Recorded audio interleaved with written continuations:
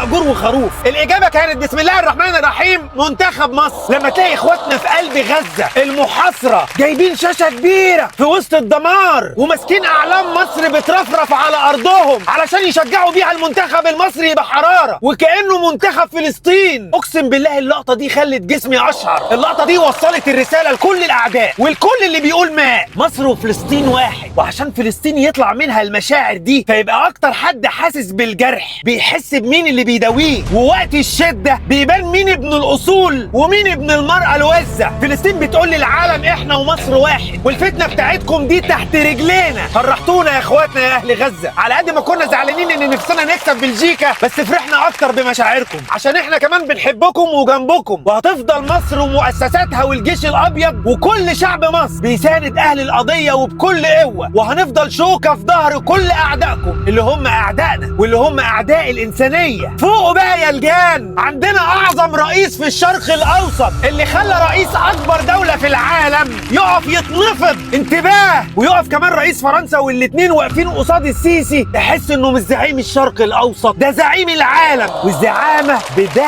قبل ده، مع ان الحمد لله على جيش مصر في ده وفي ده. فوقوا عشان السبوبة كبرت بس الوعي المصري اكبر. من ارض غزة وغزها له، اقصد شيروها له.